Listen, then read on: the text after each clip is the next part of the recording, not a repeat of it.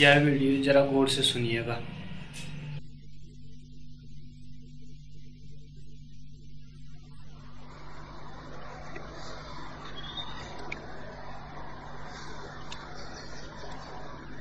पहला प्रश्न। भगवान,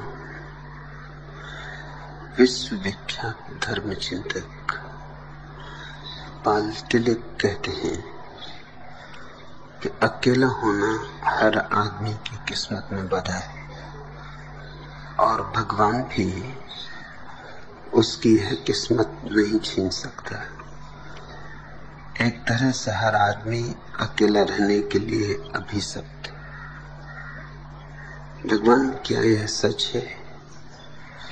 क्या आप भी आदमी को उसके अकेलेपन से छुटकारा नहीं दिला सकते हैं? नरेंद्र बोधिसत्व।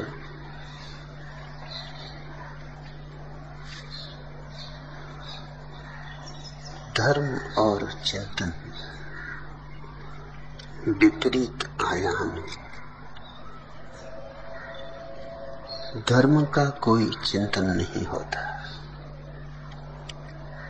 और जहां तक चिंतन है वहां तक धर्म नहीं। इसलिए धर्म चिंतक जैसा शब्द स्वविरोधी है। धर्म तो अनुभव है, निर्विचार, निर्विकल्प, समाधिस्थ अवस्था का। चिंतन है मन की प्रक्रिया और धर्म है अनुभव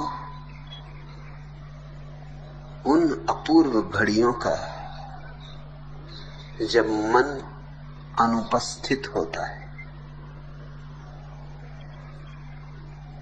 इसलिए पहली तो तुमसे बात कहूं कि पाल टिलिक को मैं कोई धार्मिक व्यक्ति नहीं मानता हूं। चिंतक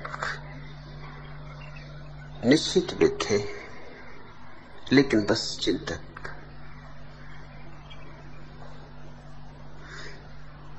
चिंतक से धर्म का फासला इतना बड़ा है जितना कि जमीन से आकाश का नहीं। चिंतन का अर्थ है अंधा आदमी सोच रहा है कि प्रकाश क्या है, या कि बहरा सोच रहा है संगीत क्या है, और सोचेगा तो कुछ न कुछ धारणाएं निर्मित करेगा। अंधा भी प्रकाश के संबंध में कुछ धारणाएं निर्मित करेगा। सुन सकता है, पूछ सकता है, ब्रेल लिपि के द्वारा पढ़ भी सकता है। प्रकाश के संबंध में जो लिखा गया है उसकी सारी जानकारी संग्रहित कर सकता है। उस जानकारी में एक व्यवस्था, एक तर्क, एक सुनियोजन भी ला सकता है। लेकिन अंधा फिर भी अंधा है। लाख जाने प्रकाश के संबंध में प्रकाश को नहीं जान पाएगा। और प्रकाश के संबंध में जानना प्रकाश को जानना नहीं, ईश्वर के संबंध में जानना ईश्वर को जानना नहीं है। प्रेम के संबंध में जानना प्रेम को जानना नहीं है। इस भेद को बहुत ही स्पष्ट समझ लो। धर्म तो आंख वालों की बात है, जिन्होंने देखा। इसलिए तो हमने इस देश में धर्म की परम अनुभूति को दर्शन कहा है। चिंतन नहीं, मनन नहीं, विचार नहीं, तर्क नहीं, अनुभूति, अंतर साक्षात्कार। भीतर की आंख का खुल जाना, ये तो प्रतीक है। कोई भीतर आंख नहीं है, लेकिन देखने का एक ऐसा ढंग भी है जब तुम्हारी दृष्टि पर विचारों का धुआं नहीं होता, चिंतन मनन की बदलियां नहीं होती। एक ऐसा देखने का ढंग भी है जब तुम्हारा चैतन्य का आकाश पूर्णतया निरभ्र होता है, जब तुम्हारे भीतर की ज्योति निर्धूम जलती है, तब जाना जाता है, तब पहचाना जाता है। धर्म दर्शन है, चिंतन नहीं, क्योंकि धर्म मन नहीं है, मनातीत समाधि है। पाल तिलक जो भी कहेंगे, कितना ही सुंदर हो, तर्कबद्ध हो, गलत ही होगा, सही नहीं हो सकता। कभी भूल चूक से अंधे के हाथ बटेर लग भी जाए तो उसे तुम कोई बहुत मूल्य मत देना। कभी कोई चारों दिशाओं में तीर चलाता रहे और एक आध तीर निशाने पर लग भी जाए तो उसे तुम कोई धनुर्धर तो ना कहोगे। एक सम्राट एक गांव से गुजरता था। यह कथा सूफी कथा है। उस सम्राट को एक ही शौक था, एक ही उसका रुझान था, और वह था दुनिया का सबसे बड़ा धनुर्धर हो जाना। और निश्चित ही वह बहुत कुशल था। उसने बड़ी प्रतियोगिताएं जीती थी, बड़े बड़े सम्राट उसके सामने मात खा गए थे, बड़े बड़े धनुर्धर पराजित हुए थे। लेकिन अब भी उसे लगता था कि मेरी कला अपनी परिपूर्णता पर नहीं पहुंची, अभी भी देर है। वो खुद तृप्त न था।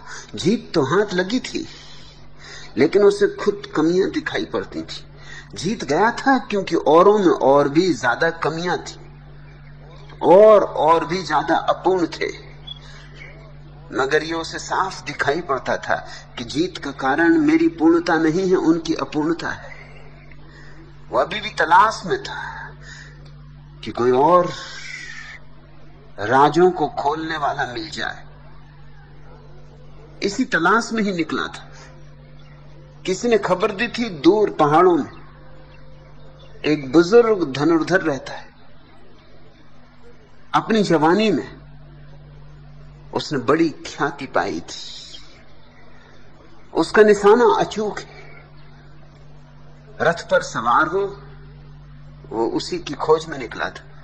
लेकिन बीच में एक गांव पड़ा और चकित हुआ। चकित हुआ इसलिए कि गांव के दरख्तों पर, दरवाजों पर, दीवालों पर जगह जगह उसने तीर चुभे देखे, और हर तीर ठीक निशाने पर लगा था, 100% ठीक। क्योंकि दीवार पर, दरवाजों पर, वृक्षों पर वर्तुल खींचे थे चाक से, और तीर ठीक बीच में लगा था, इतने बीचों बीच कि उसे लगा कि पीछे खोजूंगा पहाड़ में छिपे हुए बुजुर्ग धनुर्धर को, जीवित भी हो या न हो। लेकिन ये कौन धनुर्धर है जिसकी मैंने खबर ही नहीं सुनी। उसने गांव में पूछताछ की, लोग हंसने लगे। उन्होंने कहा वो कोई धनुर्धर नहीं, शेख चिल्ली। पर उसने कहा तुम फिक्र ना करो, शेख चिल्ली हो कि कोई भी हो, पागल हो तो भी कोई बात नहीं, उसका निशाना अचूक है। लोग कहने लगे आप समझने की कोशिश करो, उसका निशाना अचूक वगैरह कुछ भी नहीं, वो सिर्फ पागल है। असल में उसका काम यह है कि वो पहले तीर मार देता है और फिर जाके वर्तुल बना देता है।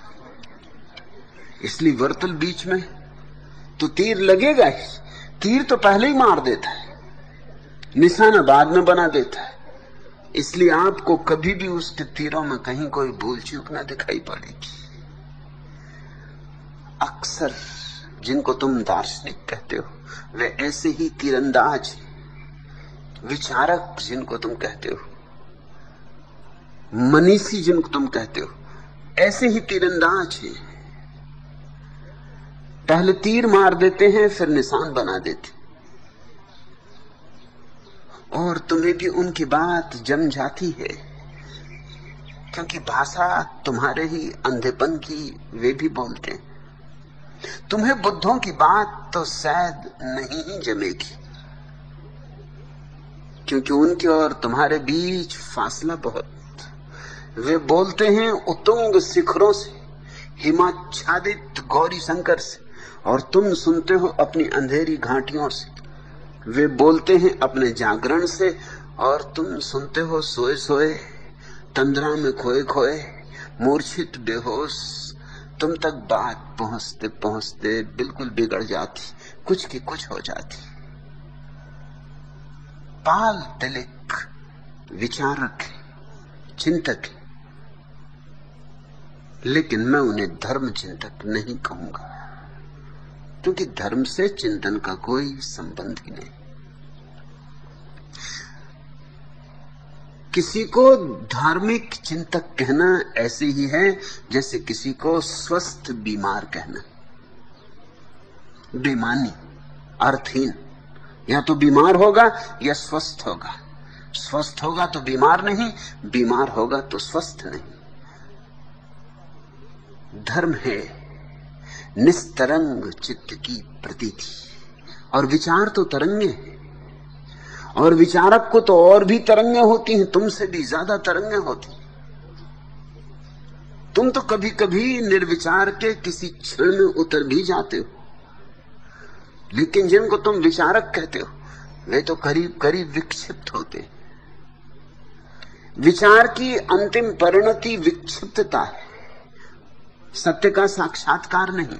और निर्विचार की अंतिम परिणति सत्य का साक्षात्कार है, बुद्धत्व है।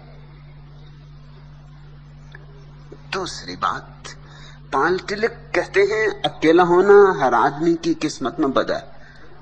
विचारक और क्या कहेगा?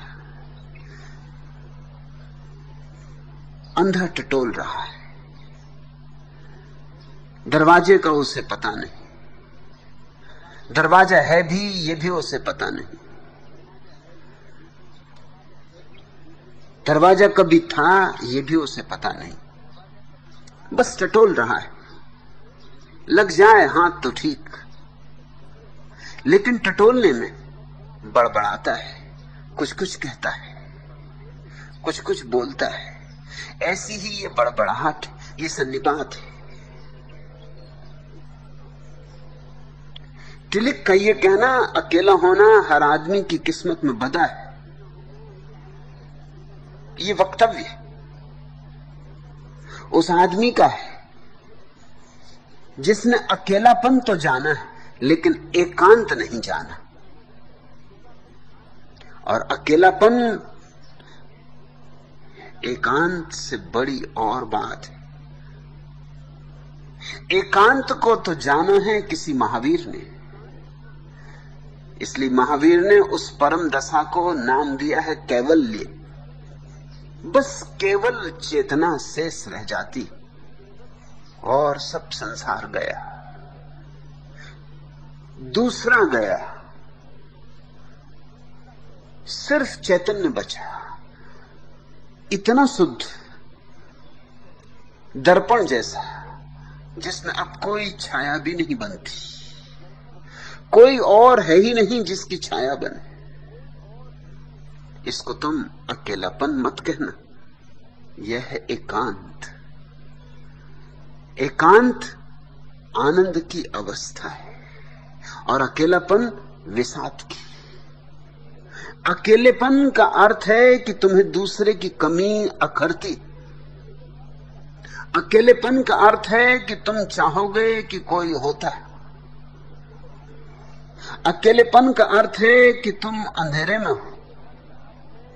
अकेलेपन का अर्थ है कि तुम अपने साथ होने को राजी नहीं, तुम्हें दंश पीड़ा है।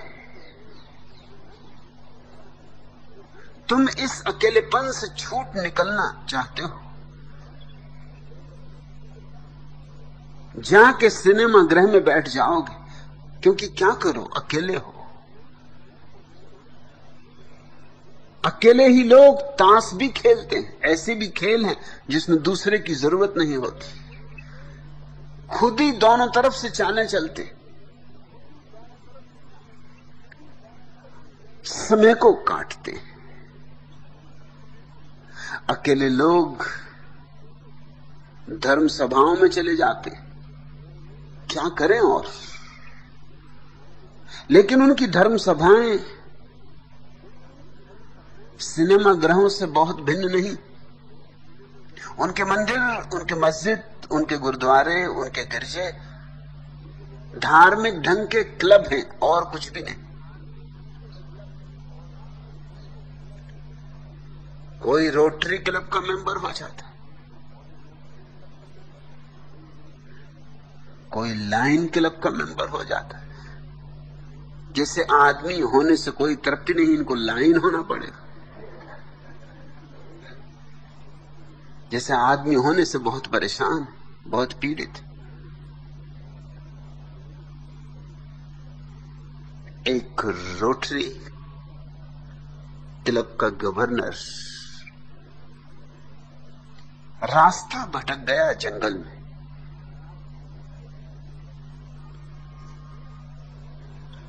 बामुश्किल खोज पाया एक झोपड़े को।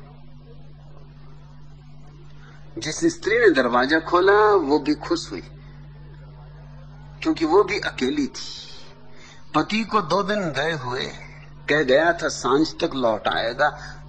2 सांझें बीत गईं और उसका पता नहीं। वो भी बड़ी अकेली थी और बड़ी डरी थी। और ये सुंदर, स्वस्थ, कीमती वेशभूषा में रोटरी क्लब का गवर्नर, उसने स्वागत किया। जो भी उस गरीब औरत से बन सका भोजन बनाया, खिलाया, पिलाया और कहा कि बड़ी कृपा हुई कि आप आ गए। उसने कहा धन्यवाद मुझे देना चाहिए, क्योंकि मैं भटक गया, रात मुझे कहीं विश्राम करना था। स्त्री ने कहा कि मैं खुश हूं, क्योंकि मैं अकेली थी और परेशान थी। आप आए तो अच्छा हुआ। रोटरी क्लब का गवर्नर, सज्जन आदमी, थोड़ा हिचकिचाया। अकेली स्त्री, जंगल का वास्ता, इसके साथ इस झोपड़े में रुकना या नहीं।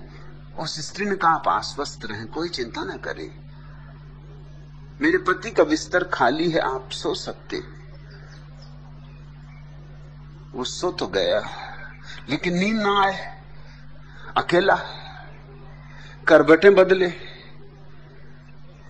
उस गरीब स्त्री को भी नींद ना आए, वो भी अकेली, वो भी करवटें बदले। आकर उस स्त्री ने पूछा कि मैं कुछ सेवा कर सकती हूं। उसने कहा नहीं नहीं, कोई सेवा की बात नहीं, सो ही जाऊंगा, नींद आ ही जाएगी। फिर थोड़ी देर और फिर करवटें। फिर उस स्त्री ने पूछा उठकर कि पैर दबा दूं, सिर दबा दूं, कोई तकलीफ है? किसी चीज की जरूरत हो तो संकोच न करें। मैं किसी भी काम आ सकूं तो मेरा सौभाग्य होगा। युवती यूं तो गरीब थी, लेकिन सुंदर थी, युवा थी। रोटरी क्लब का गवर्नर यूं तो कई तरह के विचारों से भरा था, बड़े सपने देख रहा था। उन्हीं सपनों के कारण तो नींद ना आती थी। वह स्त्री भी सपने देख रही थी, लेकिन कौन कहे, बात कौन तोड़े, कौन शुरू करे। यूं सुबह हो गई। सुबह जब रोटेरियन गवर्नर विदा होने लगा, अपनी कार में बैठने के पहले उसने थोड़ी जानकारी लेनी चाहिए, धन्यवाद देने के लिए। कैसा खेत है, कैसी खेती बाड़ी है, मुर्गियां तेरी बड़ी सुंदर हैं। मुर्गे कितने? तो मुर्गी तो एक ही थी, मुर्गे दो थे। रोटेरियन थोड़ा परेशान हुआ। उसने पूछा, ये मैं कुछ समझा नहीं, मुर्गी एक और मुर्गे दो, लोग तो 2500 मुर्गी रखते हैं और एक मुर्गे से काम चला लेते। उस स्त्री ने कहा, क्या करूं, एक मुर्गा रोटेरियन गवर्नर।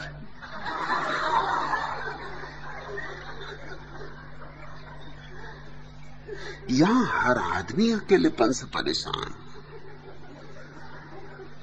लोग तलाश कर रहे हैं दूसरे की, कोई मिल जाए, किसी से अपने को भर ले। भीतर खालीपन, रिक्तता है। और मजा यह है कि जो अपने से परेशान है, जो अपने से राजी नहीं, जो अपने साथ दो क्षण सुख से नहीं बैठ सकते हैं, वो सोचते हैं कि दूसरे को सुख दे सकेंगे। और दूसरे भी इसी अवस्था में, सभी एक नाव पर सवार हैं। दूसरे सोचते हैं कि हम तो दुखी हैं अकेले में, लेकिन दूसरे को हम सुखी कर सकेंगे। और जब दो दुखी व्यक्ति जिनका अकेलापन दोनों को काट रहा है मिल जाते हैं, तो दुख घटता नहीं, अनंत गुना बढ़ जाता है। जुड़ता ही नहीं, जोड़ ही नहीं होता, गुणन फल हो जाता है। इसी को कहते हैं सुखी दाम्पत्य जीवन। सारी पृथ्वी पर तुम सुखी दाम्पत्य जीवन को देखोगे। दुख अनंत गुना हो जाता है। मगर अकेले होने के दुख से लोग यही ज्यादा पसंद करते, कम से कम अकेले तो नहीं है। उलझाए रखने को कुछ तो है, दुख ही सही, पीड़ा ही सही, परेशानी ही सही, कुछ तो है जो उलझाए रखता है, जो भीतर के शून्य को नहीं देखने देता, जो भीतर की रिक्तता को नहीं देखने देता। यह है अकेलापन। लोग कामों में व्यस्त हैं, व्यर्थ के कामों में व्यस्त हैं, भाग रहे हैं, दौड़ रहे हैं। पूछो क्यों? उत्तर नहीं है कोई पास, सिवाय इसके कि अपने से परेशान है, अपने से भाग रहे। हर आदमी अपने से भागा हुआ है। ये दुनिया भगोड़ों से भरी हुई है। इनमें से किसी को भी एकांत का कोई अनुभव नहीं। पाल तिलक को भी अकेलेपन का अनुभव है, और इसीलिए इस तरह के शब्दों का प्रयोग किया है। शब्द ही निंदा सूचक है। अकेला होना हर आदमी की किस्मत में बदा है, किस्मत में बदा है। महावीर और बुद्ध, पतंजलि और लाओत्सु, जरथुस्त्र और जीसस एकांत की तलाश करते हैं, खोज करते हैं, अन्वेषण करते हैं, एकांत को साधते, संभालते, क्योंकि उससे बड़ी कोई संपदा नहीं। महावीर कहेंगे कि अकेला होना बदा है। महावीर तो कहेंगे कि भीड़ में होना बदा है। आदमी की किस्मत कि भीड़ में पैदा होता है, भीड़ में जीता, भीड़ में बड़ा होता है, और भीड़ में पैदा होगा, भीड़ में जिएगा, भीड़ में बड़ा होगा, भेड़ हो जाएगा। आदमी कैसे होगा? और भीड़ में ही मर जाता है। यही भीड़ जब तुम पैदा होते हो तो घंटा घड़ियाल बजाती, और यही भीड़ जब तुम मर जाते हो तो कंधों पर रख के तुम्हारी अर्थी को राम नाम सत्य बोल के मरघट पहुंचाती। तुम्हें कभी मौका ही नहीं मिलता कि थोड़ी देर को स्वयं हो जाते। नहीं, महावीर या बुद्ध या कबीर ये कहने को राजी नहीं होंगे कि आदमी की किस्मत में अकेला होना बदा है। आदमी की किस्मत में भीड़ बदी हो भला, अकेला होना तो सौभाग्य है। पाल टिलिक कहते हैं एक तरह से हर आदमी अकेला रहने के लिए अभिशप्त है। कैसा शब्द? अभिशप्त, अभिशाप। वरदान है एकांत, मगर एकांत का पाल टिलिक को कोई अनुभव नहीं। एकांत तो ध्यान की साधना से मिलता है। ध्यान के बीज बो तो किसी दिन एकांत की फसल काटोगे। अकेला होना तो बिल्कुल सरल है। दरवाजा बंद कर लो, द्वार बंद कर लो, रेडियो बंद कर दो, बैठ जाओ, अकेले हो, रो, सोचो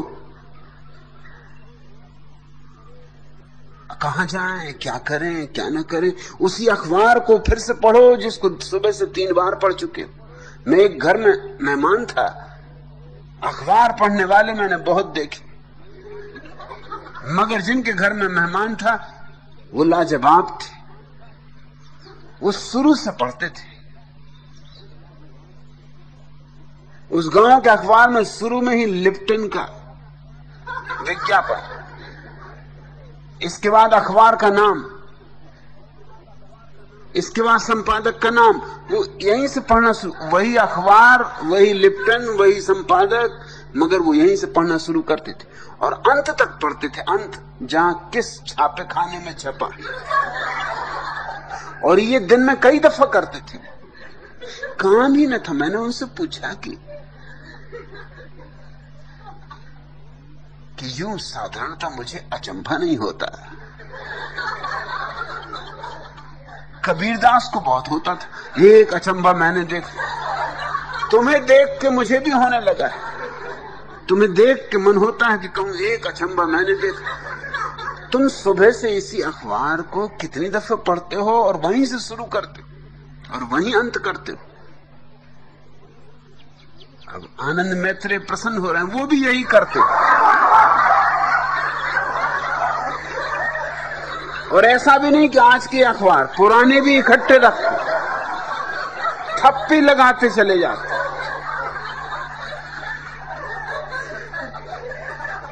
कहते हैं ना आदतें बड़ी मुश्किल से जाती। संसद के सदस्य थे, 2 सदनों तक सदस्य रहे, किसी तरह मेरे चक्कर में पड़ गए। संसद से तो बचा लिया, दिल्ली से छुटकारा करवा दिया, मगर वो अपने चारों तरफ अखबार के ढेर लगाए चले। उनके कमरे को जो सन्यासिनियां साफ करने जाती हैं वो मुझे खबर भेजती हैं कि अखबारों का क्या करें, क्योंकि वो तो बढ़ते ही जा रहे हैं और नाहक उनकी रोज सफाई।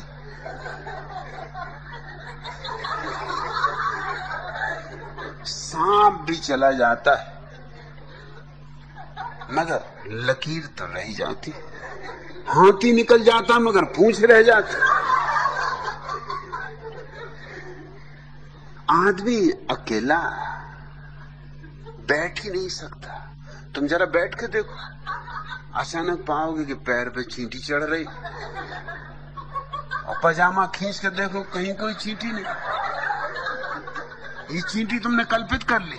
तुम्हारे अकेलेपन में कुछ ना हो, न सही स्त्री न सही पुरुष, चलो चींटी सही, चींटा सही, कुछ भी चढ़े तो,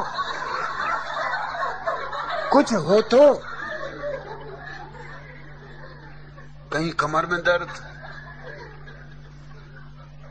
कहीं कान में सनसनाहट की आवाज, कहीं चूहा खटखट। मुल्ला नसरुद्दीन को एक बीमारी थी कि रात में कई दफा उठ कर देखे कि बिस्तर के नीचे कोई है तो नहीं, सो ही ना पाए। इधर नींद लगे कि उधर बस डर पैदा। डॉक्टरों ने बहुत दवाइयां दी, नींद की दवाइयां दी, कोई दवाइयां काम ना आए। रात में कई दफा उठ कर देखे। आखिर डॉक्टर ने कहा कि ये मामला मानसिक है, तो मानसिक चिकित्सक के पास जाओ। मानसिक चिकित्सक ने भी बहुत मनोविश्लेषण किया, बड़े सपनों की तलाश की, मगर सपना वगैरह से कुछ लेना देना हो तब। आखिर मनोवैज्ञानिक ने भी कहा कि हाथ जोड़े भाई, ये बीमारी ठीक नहीं होगी, इसका कोई सूत्र ही नहीं मिलता, इसकी जड़ी नहीं मिलती है। किस तरह की बीमारी? तुम देखते क्या हो बार बार उठ के? तो मुझे शक पैदा हो जाता कि कोई छिपा ना हो। अरे जब दरवाजे बंद हैं, ताला लगा के सोए हो, खिड़कियां बंद हैं, कोई छिपा कैसे होगा? नसरुद्दीन कहता कि मैं भी अपने को समझाता हूं, अरे भाई ताला बंद है, मगर तब ख्याल आता है पता नहीं आज खुला छोड़ दिया, खिड़की भूल चूक से सटकनी न लगी। और आदमी ऐसे चालबाज हो गए कि बाहर से सिटकनी खोल ले, कोई आ ही गया हो एक दफा देख ही लूं, और बस उठा के नींद खराब हो जाती, फिर घंटे भर में बामुश्किल नींद लगती हो, फिर वही।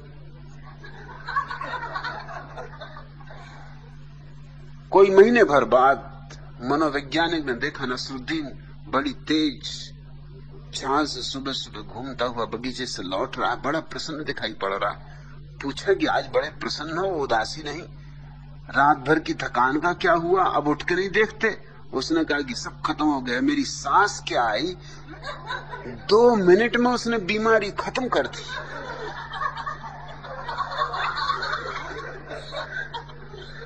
बड़े बड़े डॉक्टर हार गए, तुम भी हार गए, बड़े बड़े मनोवैज्ञानिक हार गए, ताबीज बांधे, मजारों पर गया, फकीरों की सेवा की, क्या क्या नहीं किया, सब गोरख धंधे कर लिए, मगर मेरी सास क्या गजब की स्त्री आई और खत्म कर दिया। मनोवैज्ञानिक ने भाई मुझे भी बता दो, कभी किसी और को बीमारी हो ऐसे तो काम आ जाए। उसने कहा कि मामला बड़ा सीधा साधा। वो गई और आरा उठा लाई और चारों पैर खाट के काट दिए। अब खाट लग गई जमीन से। अब लाख में शक करूं क्या फायदा, अंदर कोई घुस ही नहीं सकता।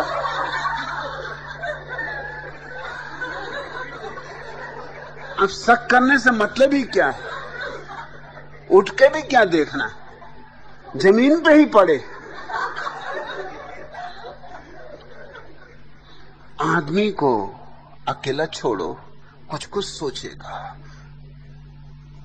जरा हवा का झोंका आएगा, लगेगा भूत प्रेत आ गया। क्यों कोई लफंगा बांसुरी बजा देगा, वो सोचेंगे कृष्ण कन्हैया तो नहीं आ रहे। कि कोई छत पे बंदर चलेगा कि हनुमान जी तो नहीं। क्या क्या ख्याल उठेंगे, ऊंचे ऊंचे ख्याल उठेंगे। अकेलेपन को आदमी भरता है, दुख ही सही, दुख से ही भर लेगा, कल्पना ही सही। पाल तिलक ने अकेलापन जाना होगा। अकेलेपन के लिए अंग्रेजी में शब्द है लोनलीनेस, और एकांत के लिए अंग्रेजी में शब्द है अलोननेस। बनते तो एक ही शब्द से हैं दोनों, मगर बड़े अलग हो जाते हैं। एकांत, एकांत का अर्थ है विधायकता, अपना होना, और अकेलेपन का अर्थ है दूसरे का मौजूद न होना।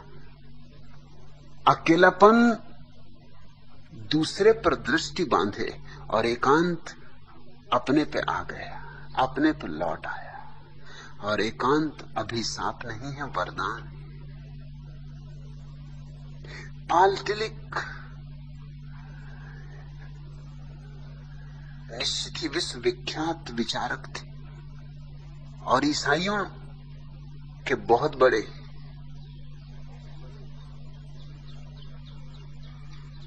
धर्म चिंतक। जैसा कि नरेंद्र बोधिसत्व ने कहा ईसाई उनको धर्म चिंतक मानते, बड़े धर्म गुरु। लेकिन क्या खाक धर्म गुरु, इन्होंने एकांत का स्वाद ही नहीं जाना। नहीं तो बात कुछ और ही होती, क्योंकि इस जगत में जो भी महत्वपूर्ण है वे सारे फूल एकांत में खिले। सहस्त्रदल कमल एकांत में खिला है, एकांत की झील में खिला है। समाधि के सारे इंद्रधनुष एकांत के आकाश में ही फैले। मनुष्य की आत्मा ने ऊंचे से ऊंची उड़ान एकांत के जगत में ही ली। मनुष्य ने अगर पहचाना है अपनी भगवत्ता को तो एकांत में पहचाना है। इसलिए मैं पाल टिलिक से नरेंद्र बोधिसत्व राजी नहीं हूं, बिल्कुल राजी नहीं हूं, एकदम विरोध में हूं। हां, अकेलेपन के लिए वो जो कह रहा है ठीक कह रहा है, मगर अकेलापन एकांत नहीं। अकेलापन तो किसी को भी मिल सकता है। पत्नी माया के चली गई और तुम अकेले हो गए। वही पत्नी जिसे देख के तुम घबराते थे, जब माया के चली जाती तो कैसी कैसी प्रेम पातियां लिख के भेजने लगते। तुम पत्नी को नहीं लिख रहे हो प्रेम पातियां, वो अकेलापन काट रहा है। अरे माना कि कभी सामान भी फेंकती थी तुम्हारे ऊपर, बेलन से भी मारती थी,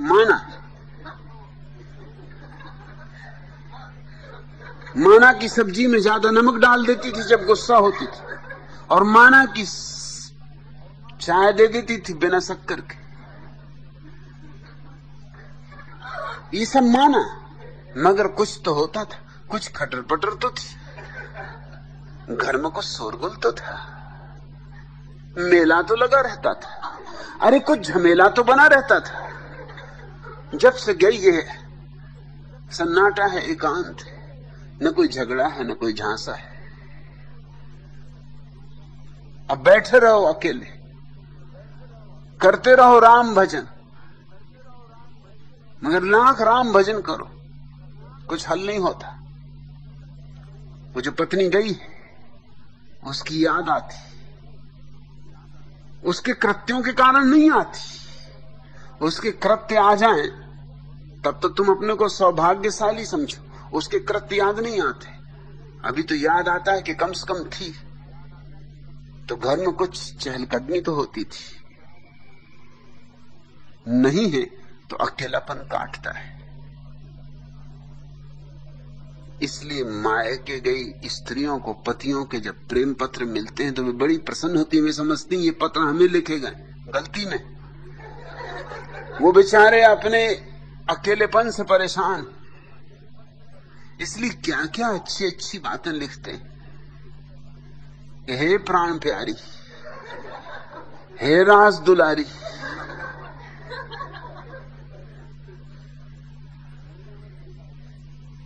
क्या अब और ना तड़फाओ,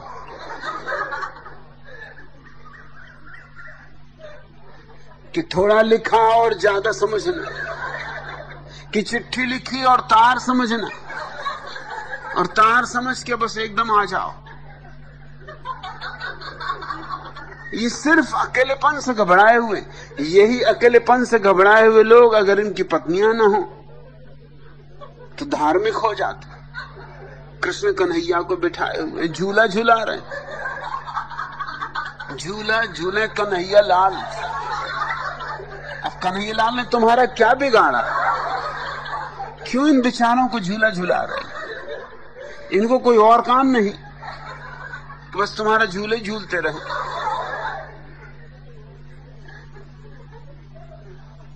बैठे हैं, घंटी बजा रहे हैं, पूजा कर रहे हैं, मंत्र तंत्र यंत्र क्या क्या नहीं कर रहे, और कुल मामला इतना है कि शांत मौन नहीं बैठ सकते। कुल मामला इतना है।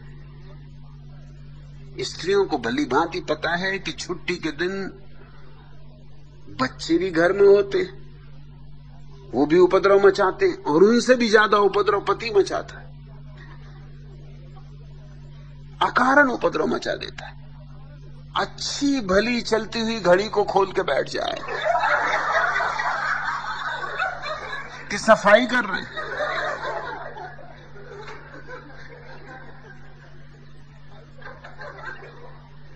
कार के पहिए निकाल लेगा, इंजन खोल लेगा, क्या कर रहे हो? तो कहेगा कि जरूरी है, कार के मैनुअल में लिखा हुआ। गाड़ी अच्छी भली चलती थी, लेकिन इसकी तकलीफ यह है कि कैसे बैठे, कुछ तो करेगा, कुछ उपद्रव तो करेगा, कुछ ना करे तो 24 घंटे अनंत काल जैसे मालूम होंगे। पाल तिलक ने इसी तरह की अकेलेपन की अनुभूति की होगी, इसलिए बदकिस्मती कहते हैं, अभिशाप कहते हैं। मैंने एकांत जाना है, और यहां मेरे पास जो लोग हैं वो एकांत को जानने की दिशा में प्रतिपल आगे बढ़ रहे हैं। वे पाल तिलक से राजी नहीं हो सकते। एकांत सौभाग्य, वरदान, इस जगत का सबसे बड़ा वरदान, क्योंकि जिस क्षण तुम परिपूर्ण रूप से एकांत हो जाते हो, उसी क्षण तुम मुक्त हो गए संसार से। अब तुम निर्भर न रहे, न वस्तुओं पर, न कृत्यों पर, अब तुम किसी चीज पर निर्भर न रहे। यही मुक्ति है, यही मोक्ष है। नरेंद्र बोधिसत्व, तुमने पूछा भगवान क्या यह सच है? क्या आप भी आदमी को उसके अकेलेपन से छुटकारा नहीं दिला सकते? दूसरा कोई नहीं दिला सकता, क्योंकि दूसरा दिलाएगा तो दूसरा तो मौजूद रहेगा, फिर तुम दूसरे पे निर्भर हो जाओगे। अगर मैं तुम्हें तुम्हारे अकेलेपन से छुटकारा दिला दूं तो निश्चित ही तुम मुझ पर निर्भर हो जाओगे, क्योंकि मेरे बिना फिर तुम अकेले हो जाओगे। इसलिए कोई सद्गुरु किसी को उसके अकेलेपन से छुटकारा नहीं दिलाता। हां, एकांत की तरफ इशारे करता है, एकांत की तरफ जाने का मार्ग सुझाता है, द्वार दिखाता है, एकांत की तरफ अंगुलियां उठाता है। अकेलेपन से तुम्हें दूर नहीं करता, लेकिन एकांत की तरफ जाने के लिए सारा आयोजन जुटाता है। अकेलेपन से तो छुड़ाना बहुत आसान है, यही तो चल रहा है। मंदिरों में, मस्जिदों में, गुरुद्वारों में तुम्हारे तथाकथित धर्मगुरु, पंडित, संत, महात्मा और क्या कर रहे हैं? तुम्हें अकेलेपन से छुड़ा रहे हैं।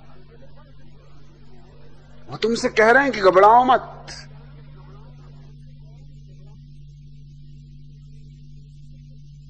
कल किसी ने मुझे प्रश्न पूछा था कि शिरडी के साईं बाबा मरने के पहले कह गए घबराओ मत, जो मुझे भजेगा मरने के बाद भी मैं उसकी सहायता को मौजूद रहूंगा,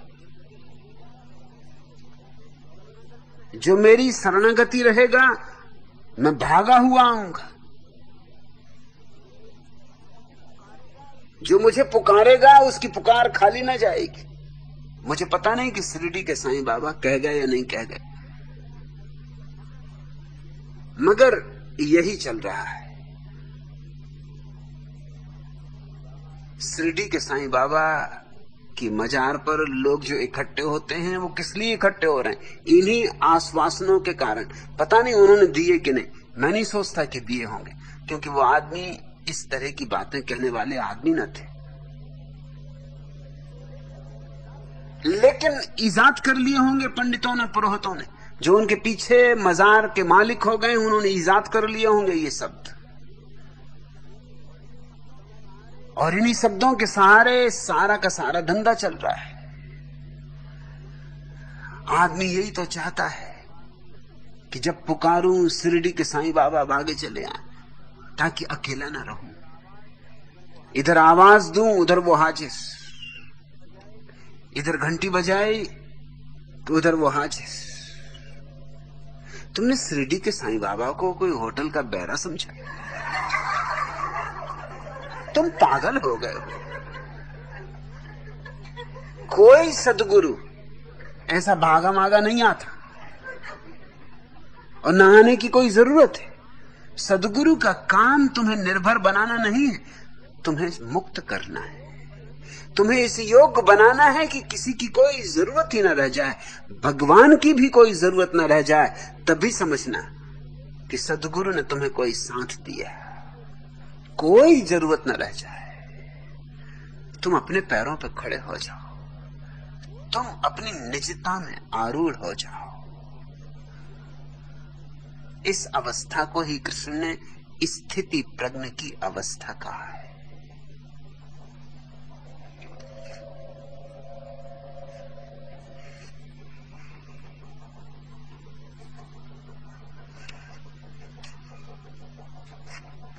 दूसरा प्रश्न, भगवान बुल्ले शाह ने एक अक्षर का गुण गाया है, एक अलफ पढ़ो छुटकारा है।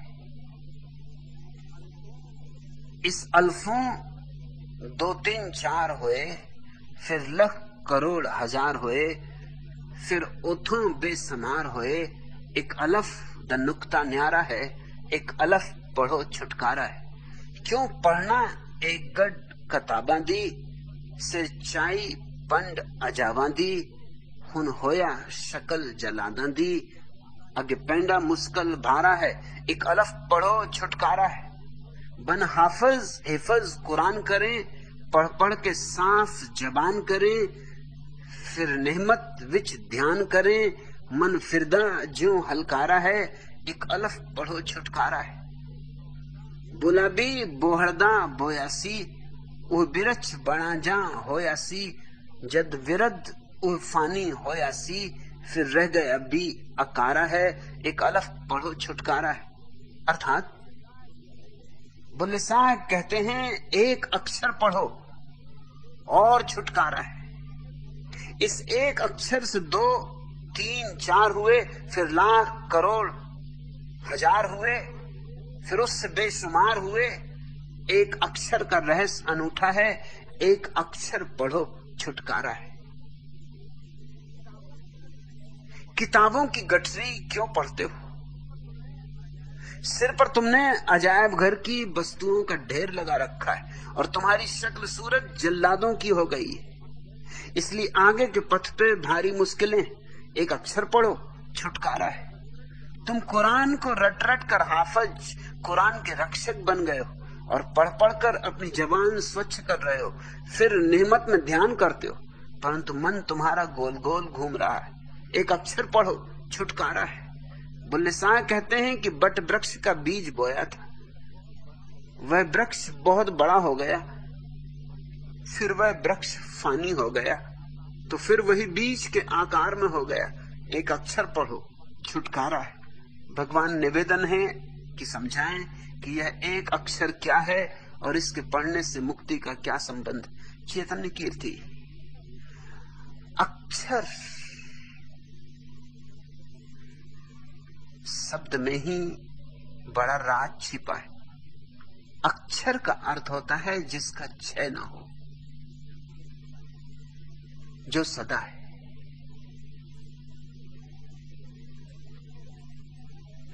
फिर जिसने उसे जान लिया जो सदा है और जिसका क्षय नहीं होता, उसे जानने को कुछ भी नहीं बचता। उसने शाश्वत को जान लिया और वह अक्षर तुम्हारे भीतर है, बाहर भी है, लेकिन उसे जानना हो तो पहले भीतर जानना होगा, क्योंकि भीतर करीब है और बाहर दूर है। बुल्ले शाह ठीक कहते हैं, एक अक्षर के पढ़ने से जब सारी बात हो जाएगी तो क्यों फिजूल की झंझट में पड़ रहे हो? क्यों विचारों के उपद्रव में पड़ रहे हो? ये सारी 12 खड़ी, ये वर्णमाला, और वर्णमाला से फिर और शब्दों का जोड़, और शब्दों से फिर सिद्धांत, और सिद्धांतों से फिर दर्शन शास्त्र। जंगल बड़ा होता चला जाता है और तुम खोते चले जाओगे। अक्षर ही काफी है, शब्दों के जंगल में न भटक जाना। क्यों पढ़ना है गंड कताबा दी? ये क्या पागलपन है? क्यों किताबों की गठरी धो रहे हो, जबकि तुम्हारे भीतर चैतन्य का सारा राज छिपा है। अमृत का कुंड तुम्हारे भीतर, और तुम किताबों में खोज रहे हो। सत्य तुम्हारी संपत्ति है और तुम भिखारी बने न मालूम कहां कहां भटक रहे हो, किस किस के सामने झोली फैला रहे हो। किताबों की गठरी क्यों पढ़ते हो? सिर्फ तुमने अजायब घर की वस्तुओं का ढेर लगा रखा है। कितना बड़ा हो गया है ढेर, लेकिन ढेर की भी लोग बड़ी महिमा गाते। जिसका ढेर जितना बड़ा, वो सोचता है उतनी ही महिमा की बात, और जिसकी किताबें जितनी पुरानी, जितनी सड़ी गली, जितनी जीर्ण जर्जर, वो सोचता है मेरे पास उतनी ही बड़ी धर्म की संपदा है। इसलिए हर धर्म चेष्टा करता है कि हमारी किताब सबसे ज्यादा पुरानी। हिंदू कहते हैं वेद सबसे ज्यादा पुराने,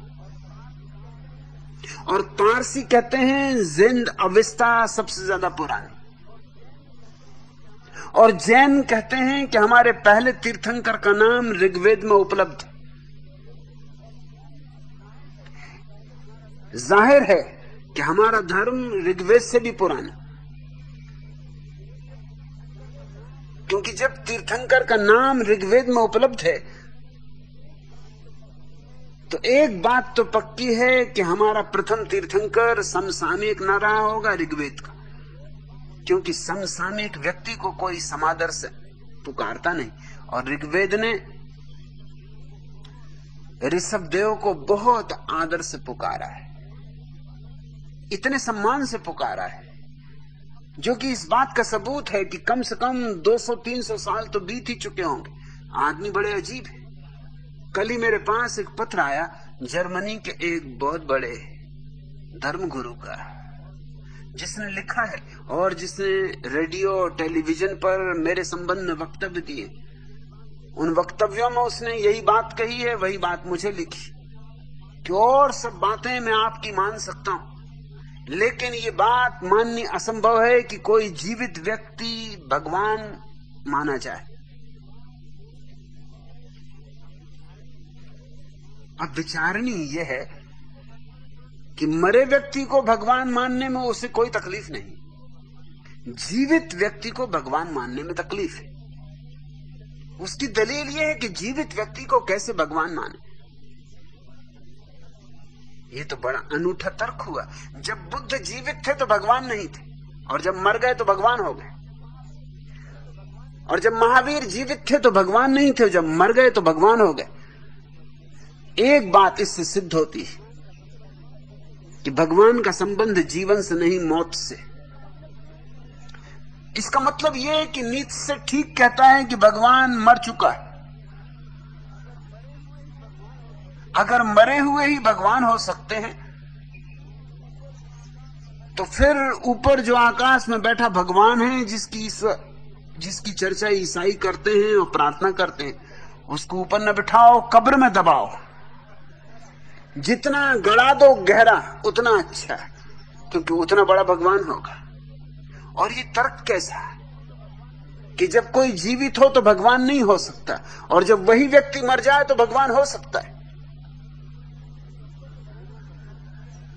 जैनों का तर्क यह है कि अगर ऋषभदेव को भगवान की तरह याद किया गया है तो जाहिर है कि उनको मरे काफी समय हो चुका होगा, कम से कम 200-400 वर्ष तो निकल ही चुके होंगे। हमारा धर्म ऋग्वेद से ज्यादा पुराना, मगर हिंदू कुछ और कहते हैं। वो कहते हैं ऋषभदेव नहीं है वो नाम, वृषभदेव।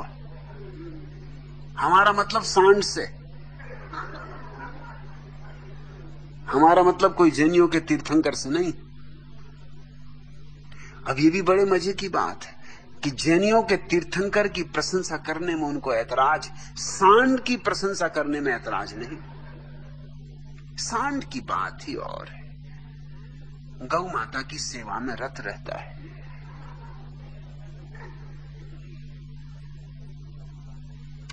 शिव जी का पुराना सेवक नंदी बाबा उनका पहरेदार है।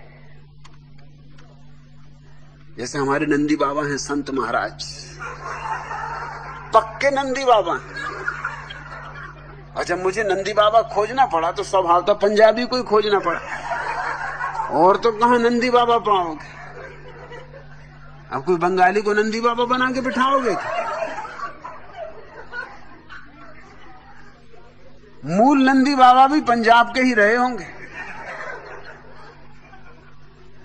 और ऋग्वेद में जिस हिंदुओं के हिसाब से वृषभदेव और जैनियों के हिसाब से ऋषभदेव, वो भी पंजाब के ही रहे होंगे वृषभदेव, क्योंकि वस्तुतः ऋग्वेद पंजाब में ही रचा गया। सबसे पहले आर्य आए तो वो पंजाब में ही आए,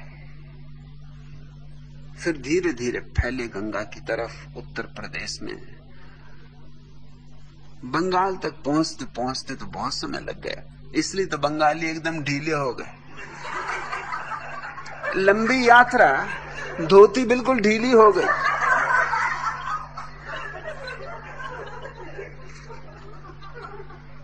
थोड़ा बहुत आर्यों का बल अगर रहा तो पंजाब में थोड़ा पानी रहा। बंगाली तो बेचारा सिर्फ बाबू हो गए। बाबू यानी जिससे बदबू आती, मछली की बदबू, बू सहित, अर्थात बाबू। किताबों की गठरियां और दावे कि हमारी किताब सबसे ज्यादा पुरानी, अजायब घर बना रखा है अपने सिर पर। हर आदमी ब्रिटिश म्यूजियम को ढो रहा है। और तब तुम्हारी शकल सूरत अगर जल्लादों की हो गई तो आश्चर्य क्या। और तुम्हारे तथाकथित धार्मिकों ने सिवाय जल्लादी के और किया क्या है? हिंदुओं ने मुसलमान मारे, मुसलमानों ने हिंदू मारे, हिंदुओं ने बौद्ध मारे, ईसाइयों ने मुसलमान मारे, यहूदियों को मारा, मुसलमानों ने ईसाइयों को मारा। इस सारी जमीन पर इन किताबों के ठेकेदारों ने, इन कुरान, गीता और बाइबल के मालिकों ने किया क्या है? जमीन को रक्त से भर दिया है। ठीक कहते हैं बुल्ले साहब कि तुम्हारी शक्ल सूरत जल्लादों की हो गई, इसलिए आगे पथ पे भारी मुश्किलें, उतारो ये किताबें अपने सिर से। एक अक्षर काफी है, अपने भीतर डूब जाओ, उस एक अक्षर के नाद को सुनो। उस एक अक्षर को हमने ओंकार कहा है। वह भीतर कलकल जो तुम्हारे चैतन्य का नाद है, वो जो तुम्हारी चेतना का संगीत है, वही अक्षर है। उस एक को पढ़ लो तो छुटकारा है। क्या कर रहे हो? जबान को स्वच्छ कर रहे हो। घिस घिस के कुरान की आयतें जबान पर, जबान को स्वच्छ कर रहे हो। कुरान ना हुई, कोई जीभ साफ करने की जीभ ही हुई। और फिर ध्यान क्या खाक करोगे? शब्दों से भरे हुए बैठोगे, ध्यान क्या करोगे? ध्यान में तो निशब्द होना है, मौन होना है। फिर तुम्हारा मन गोल गोल घूमेगा। वही आरतें, वही आयतें, वही आरतियां, वही वंदन, वही जय गणेश लौट लौट के आएगा। मन से तो मुक्त होना है, और ये सारी किताबें तो मन को ही भरेंगी। बुल्ले साहब कहते हैं बट वृक्ष का बीज बोया था, वह वृक्ष बहुत बड़ा हो गया, फिर वह वृक्ष फानी हो गया, तो फिर वही बीज के आकार में हो गया। एक अक्षर पढ़ो, छुटकारा है। तुम्हारे भीतर बीज है परमात्मा का, भगवत्ता का, उसी का फैलाव है, वही जीवन है।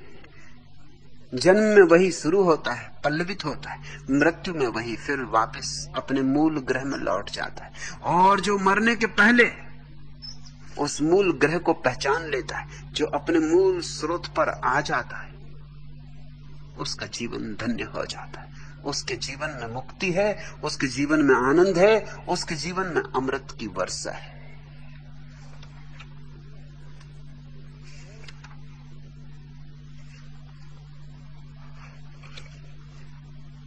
आखिरी प्रश्न,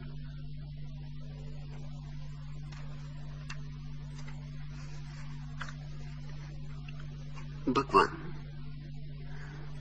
आद्य शंकराचार्य की एक प्रश्नोत्तरी इस प्रकार है।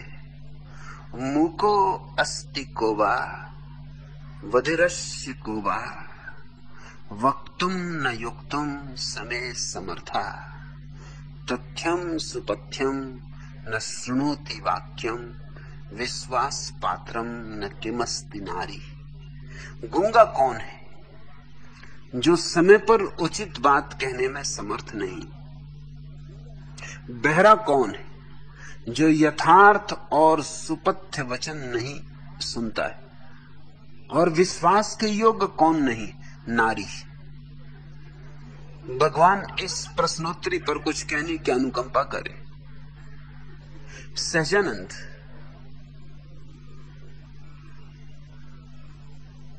आद्य शंकराचार्य को पिटवाने का तुमने निर्णय ही कर रखा। तुम क्यों उनके पीछे हाथ धो के पड़े?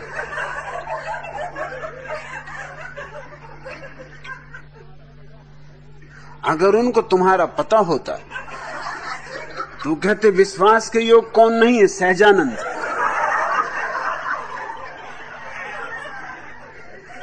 जो जो कूड़ा कचरा तुम्हें उनमें मिल रहा है तुम छांट छांट के ला रहे।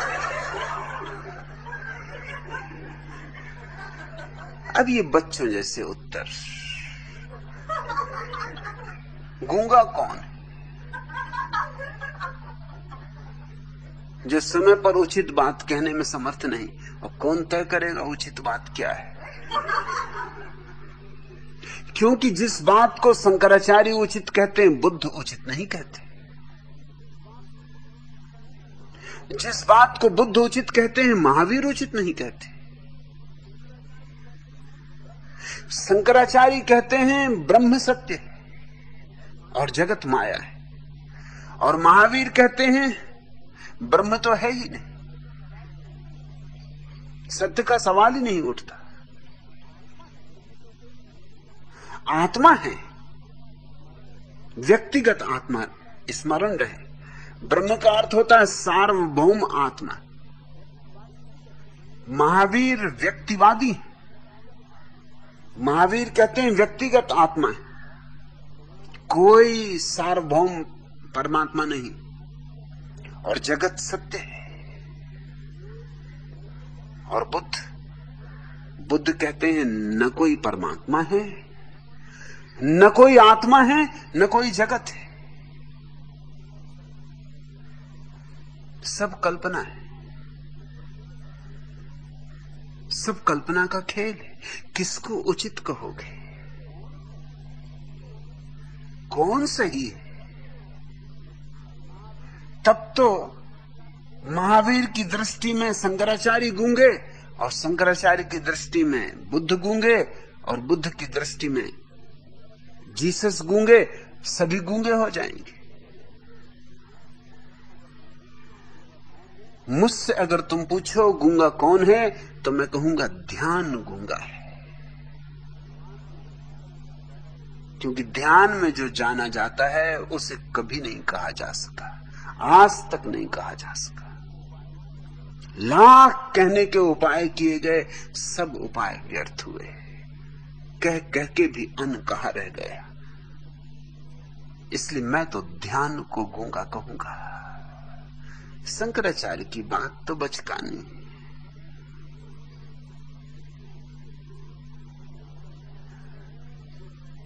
उपनिषद कहते हैं जो कहे कि मैं जानता हूं, जानना कि नहीं जानता, और जो कहे कि मैं नहीं जानता हूं, जानना कि जानता है, ये बात कुछ वजन की। सुकरात कहता है मैं तो एक ही बात जानता हूं कि मैं कुछ भी नहीं जानता। ये बात थोड़े मतलब की है, थोड़ी गहराई की। बोधि धर्म से जब सम्राट वु ने पूछा तुम कौन हो, बोधि धर्म ने कहा मुझे कुछ पता नहीं। क्या तुम सोचते हो बोधि धर्म को पता नहीं था? पता था, मगर कहो कैसे? प्रसिद्ध जैन फकीर रिंझाई नदी के किनारे बैठा था और एक विचारक उससे मिलने गया। रहा होगा पाल तिलक जैसा विचारक। उसने पूछा कि संक्षिप्त में मुझे कहो कि तुम्हारी सारी देशना का सार क्या है। रिंझाई जैसा बैठा था वैसा ही बैठा रहा, जैसे उसने सुना ही नहीं। सोचा उस विचारक ने, लगता है बूढ़ा बहरा भी है। जोर से पूछा, फिर भी कुछ न बोला। रिंझाई हिला के पूछा कि तुम्हें हो क्या गया है? अरे मैं पूछ रहा हूं कि तुम्हारी देशना का सार क्या है? रिंझाई ने कहा वही तो मैं बता रहा हूं, चुप बैठा हूं। तुम पूछ रहे हो, मैं बोल नहीं रहा हूं। ये मेरी देशना का सार है, पूछो लाख, बोला नहीं जा सकता। चिंतक ने कहा कि ये बात मेरी पकड़ में ना आएगी, थोड़ा तो कुछ कहो, संक्षिप्त ही सही। मैं कोई बुद्धू नहीं हूं, तुम संक्षिप्त सा ही कह दो, एक शब्द भी कह दो तो समझ लूंगा।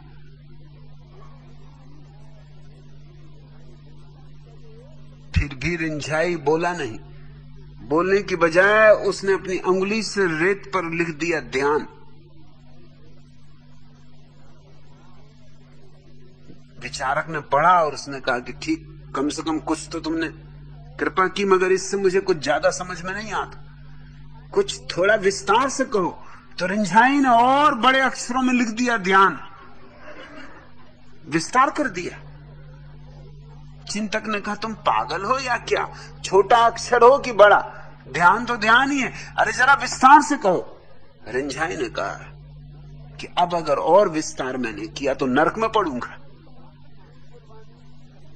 क्या तुम मुझसे झूठ बुलवाने की कसम खा के आए हो? सत्य बोला नहीं जा सकता, जिसने सत्य बोला है वही गूंगा है। इसलिए मुझसे अगर तुम पूछो सहजानंद, मुको अस्ति कोवा, कौन है गूंगा, तो मैं कहूंगा ध्यानी, समाधिस्थ। और तुम अगर पूछो बधिरस्य कोवा, और बहरा कौन है? शंकराचार्य कहते हैं जो यथार्थ और सुपथ्य वचन नहीं सुनता है। ये बात वही की वही है, उसमें कुछ बहुत फर्क नहीं है। कौन तय करे यथार्थ क्या है, कैसे निर्णय हो? सारे दुनिया के महाजन यथार्थ के संबंध में बड़ी भिन्न भिन्न बातें कह रहे हैं। सुपथ्य क्या है? क्योंकि जो एक को पथ्य है वो दूसरे को बीमारी है, और जो एक को बीमारी है दूसरे को पथ्य हो सकता है। सुपथ्य क्या है? कौन सी चीज पच जाने वाली है और कौन सी चीज यथार्थ है, अर्थपूर्ण है? निर्णय कौन करे? हक किसको है निर्णय करने का? नहीं, इस तरह की बात मैं नहीं कहूंगा। मैं तो उसे बहरा कहता हूं जो सुनता है और फिर भी नहीं सुनता। मैं मन को बहरा कहता हूं, ध्यान को गूंगा और मन को बहरा। अब तुम्हें मेरा गणित समझ में आ सकेगा। मन बहरा है क्योंकि विचारों से भरा है, विचारों से इतना भरा है कि सुनता ही नहीं। भीड़ भीतर इतनी है, शोरगुल इतना है कि सुने तो कैसे सुने, सुन भी ले तो कुछ का कुछ सुन लेता है, अर्थ का अनर्थ कर लेता है। मन बहरा है, गूंगा नहीं है मन, ख्याल रखना, बड़ा बकवासी। बड़ा मुखर वाचाल है। और यही अड़चन है, मन है मुखर मगर बहरा, और ध्यान है गूंगा मगर ज्ञाता। जो जानता है बोल नहीं सकता, और जो बोल रहा है, जो निरंतर बोलता रहता है दिन में भी और रात में भी, जो भीतर बकवास लगाए ही रखता है, जो क्षण भर को भी रुकता नहीं, वो जानता नहीं।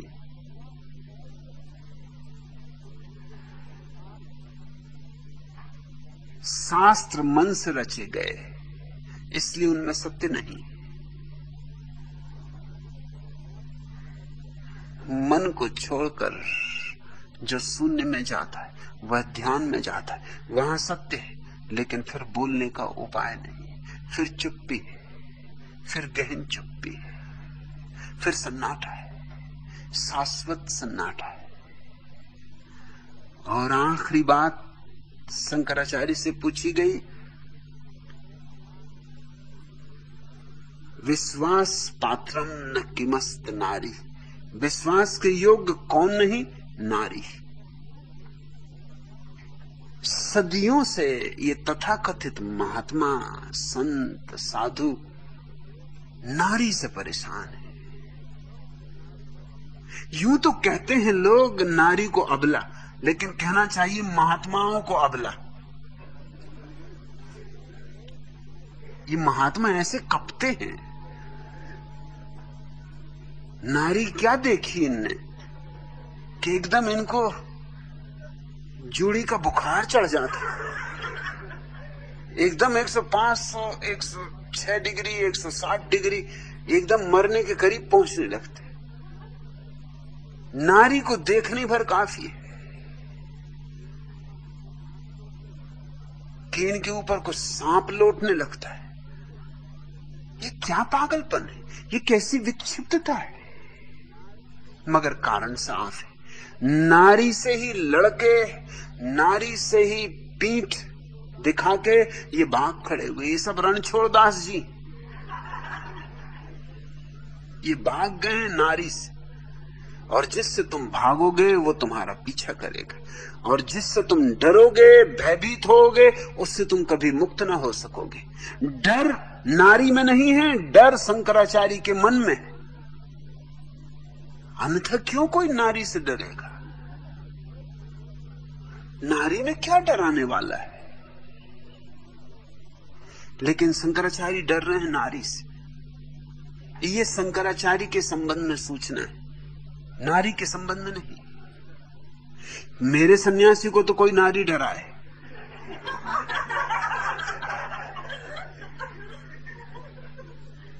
मेरा सन्यासी कभी ये ना कहेगा कि मैं नारी से डरता हूं, और नारी से डरता हो तो मेरा सन्यासी नहीं। क्या डरा है ये नारी?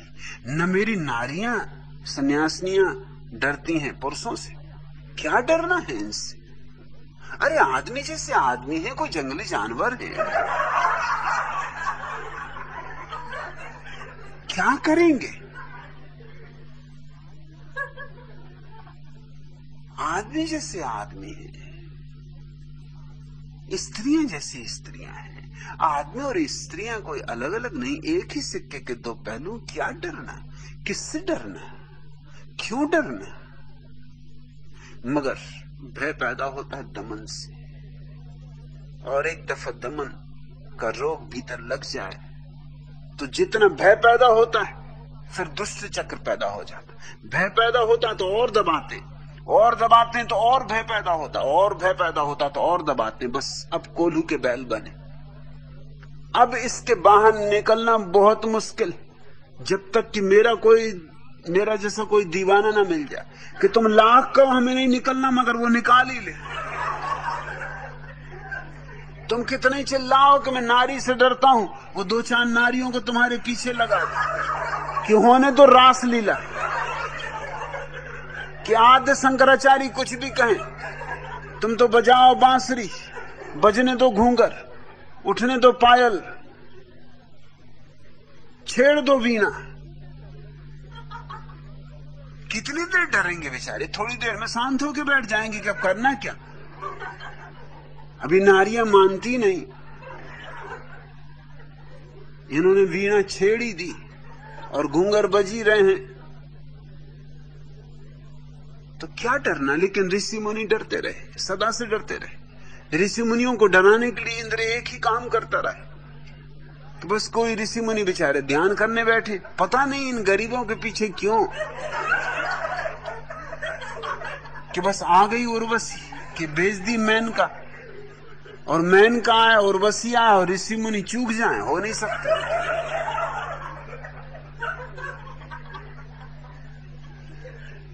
लाख कसमें खाई थी, सब भूल भाल जाते,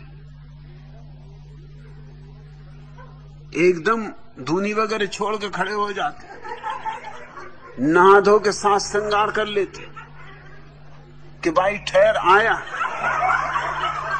कह रहे देखेंगे फिर साधना की जल्दी क्या है, तपस्या अगले जन्म में कर लेंगे, जन्म जन्म पड़े। तभी तो हमने जन्मों की खोज की कि 84 करोड़ योनियां, क्या जल्दी। और मेनका फिर आई ना आई, कोई दूसरे ऋषि मुनि के पास भेज दी गई। अरे हजारों ऋषि मुनि हैं,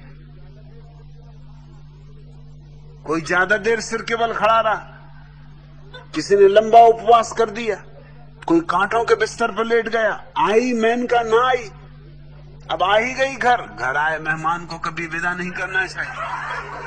अरे मेहमान तो देवता है, जब आ ही गया तो आ ही गया। ऋषि मुनियों को भ्रष्ट करने का एक ही उपाय रहा कि मेनका को भेज दो। ये भी बड़ी अजीब बात है, कोई पहलवान को भेजते कि उनको देता दच के, पटकनी मारता, दुलत्ती झाड़ता, तो भी समझ में आता, हड्डी पसली तोड़ता।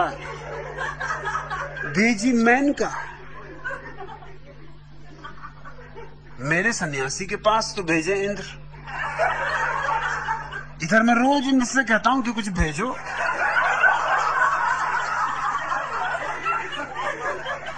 तो कई दफे इंद्र महाराज खुद छिपे हुए आते, मेनका वगैरह को साथ ही नहीं लाते, क्योंकि मेनका वगैरह को साथ लाएं तो फिर इधर उधर देख ना पाए, क्योंकि मेनका हुद्दे मारे कि इधर उधर क्यों देख रहे, तुम इस स्त्री को इतने गौर से क्यों देख रहे। अकेले आते हैं, छिप के आते हैं, कई कई रूप में आते। इस शंकराचार्य को क्या डर है नारी से? नारी ने क्या किसी का बिगाड़ा है? नहीं, अगर मुझसे पूछोगे तो विश्वास योग्य कौन नहीं है, मैं कहूंगा अहंकार। तब तो कुछ बात आध्यात्मिक होती है, क्या गैर आध्यात्मिक उत्तर। गूंगा कौन उचित बात कहने में जो समर्थ नहीं, बहरा कौन जो सुपथ वचन नहीं बोलता। डरना किससे? नारी से। ये आध्यात्मिक बातें।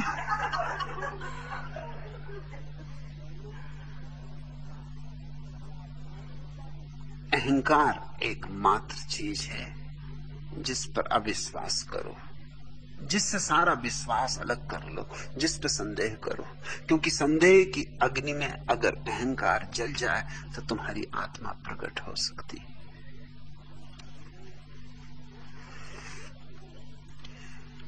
कहां से बढ़ के पहुंचे, कहां से बढ़ के पहुंचे हैं, कहां तक इल्म फन साकी, मगर आसूदा इंसान का, मगर आसूदा इंसान का न तन साकी न मन साकी। ये सुनता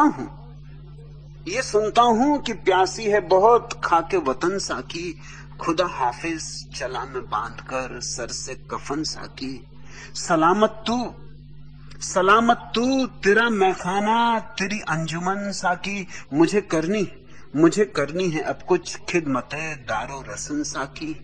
रगों पे मैं कभी सहबा ही सहबा रक्स करती थी, मगर अब जिंदगी ही जिंदगी है मौजन साकी। न ला बसवास दिल में, जो है तेरे देखने वाले सरे मक्तल भी देखेंगे चमन अंदर चमन साकी। तेरे जो से रकाबत का तकाजा कुछ भी हो, लेकिन मुझे लाजिम नहीं है तर्क मनसब दफ अतन साकी। अभी नाकिस है मेयारा जुनून तंजी में मैखाना, अभी नामो तबर है तेरे मस्तों का चलन साकी। वही इंसान जिससे सरताजे मखलूकात होना था, वही अब सी रहा है अपनी अजमत का कफन साकी।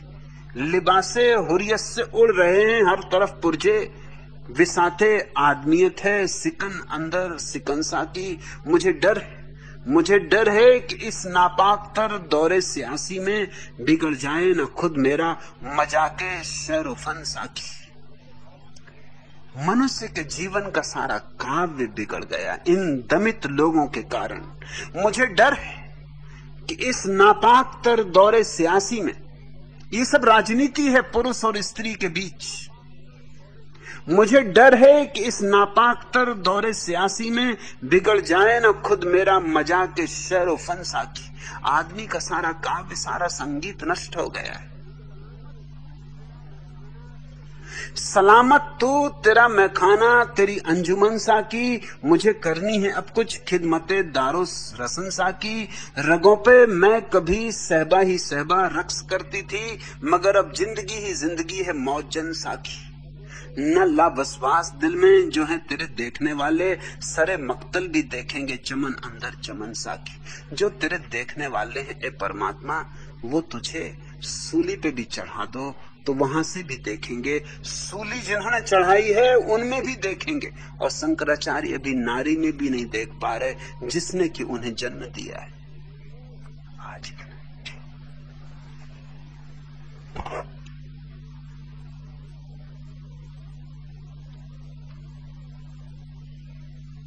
अगर यह वीडियो आपको अच्छी लग रही हो तो वीडियो को लाइक और चैनल को सब्सक्राइब करें।